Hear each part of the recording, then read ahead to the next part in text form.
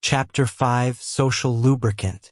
The bar was named The Foundry, an industrial chic cavern of exposed brick and Edison bulbs that Miller had selected for the team outing. It was exactly the kind of environment that usually triggered a BIOS-level crash in Arthur Vane's nervous system. The acoustic profile of the room was a disaster. Hard surfaces reflected the laughter of 50 partially intoxicated office workers, creating a standing wave of noise that should have been physically painful. The acoustic profile of the room was a disaster. He felt electric, yet strangely encased in glass.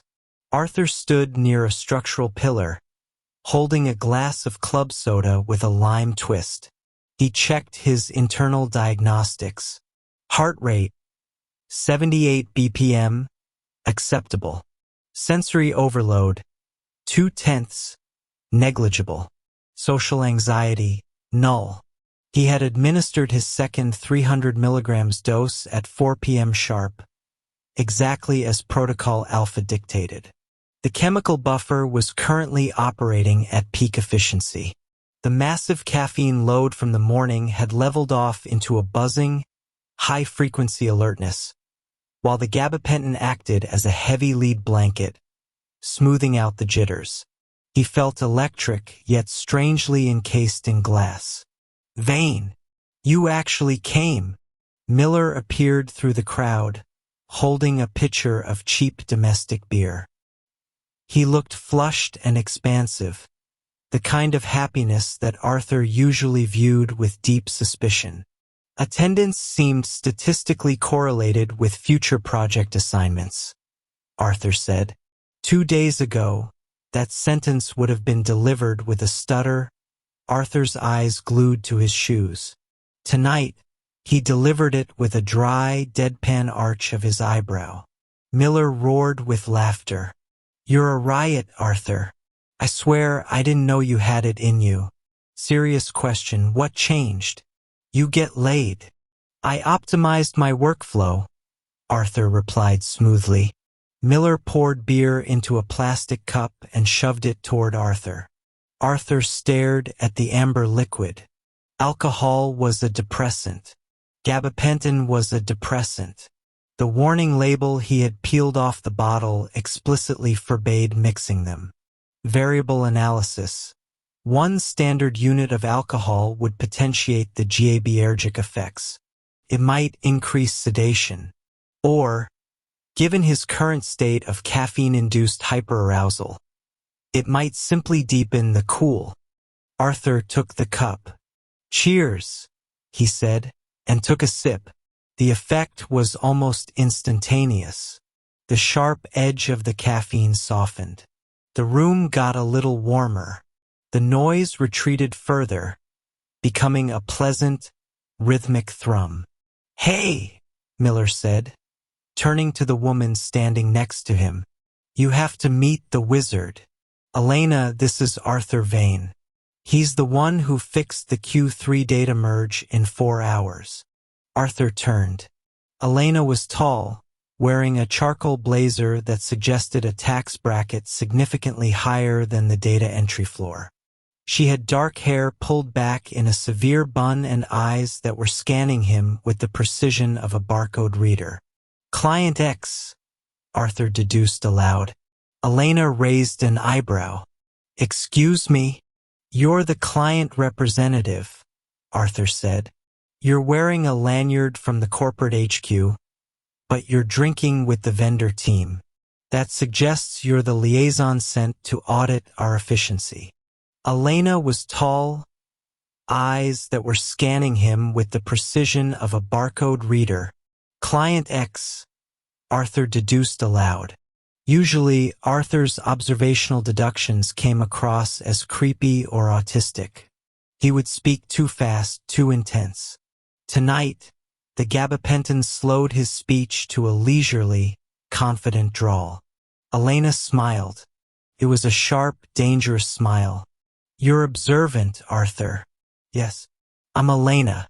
I manage the vendor contracts. Miller told me you wrote a script that cleaned up the legacy mess. The legacy files weren't a mess, Arthur corrected gently. They were just structured for an outdated SQL architecture. I built a bridge. A bridge, Elena repeated. She took a step closer.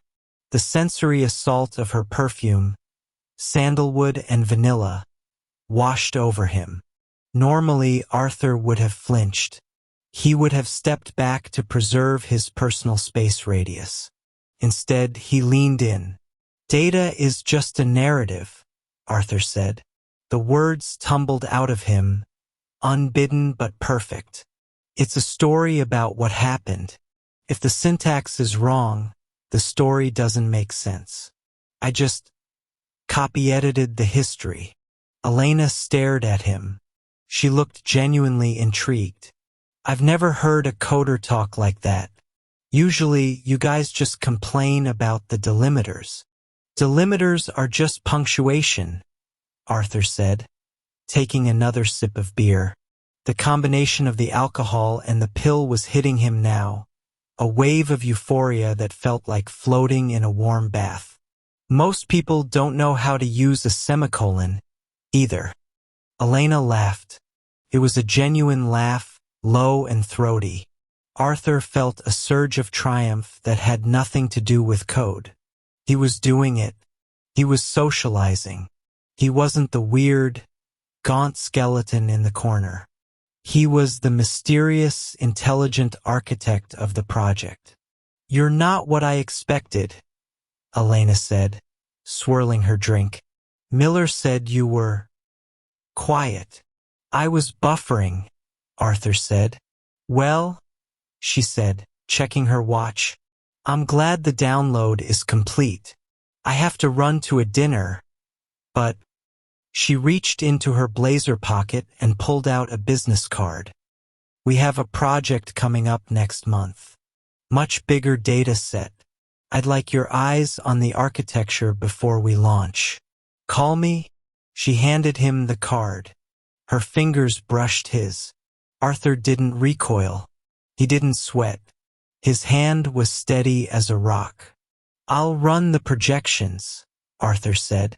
Do that, she said. She held his gaze for a second longer than necessary, then turned and walked out of the bar. Arthur stood there holding the white cardstock. Elena Rostova, Senior Operations Analyst. Miller slapped him on the back again. Look at you. The dark horse. She eats vendors for breakfast, Vane. I think she actually likes you. Arthur didn't answer. He was looking at the card, but his mind was looking at the spreadsheet in his head. Arthur stood there, holding the white business card, and he knew with a terrifying clarity that Arthur Vane hadn't done it. The chemical construct had done it. He had just successfully navigated a high-stakes social interaction with a potential romantic or professional lead. He had been charming. He had been witty. And he knew with a terrifying clarity that Arthur Vane hadn't done it. The chemical construct had done it. The 600 milligrams of gabapentin, the double shot of espresso, the cheap beer, that was the protagonist of this scene. Arthur was just the hardware it was running on. He looked around the bar. The noise was creeping back in. The warmth in his chest was starting to cool, just a fraction. Half-life, he thought. The clock is always ticking. He realized then that he couldn't just take this for the pain anymore. He couldn't just take it for the work. If he wanted to be this man, the man who made managers laugh and intrigued women like Elena, he would have to maintain the chemistry perfectly. He would have to become a permanent vessel for the formula. He finished his beer in one long swallow. Miller, Arthur said, his voice steady. I'm going to head out. I have to calibrate for tomorrow. You do that, Ace, Miller said, turning back to the pitcher. Arthur walked out into the cool night air. He felt a burning hunger in his stomach, but not for food. He wanted to go home, open the spreadsheet, and calculate exactly how to make this feeling last forever.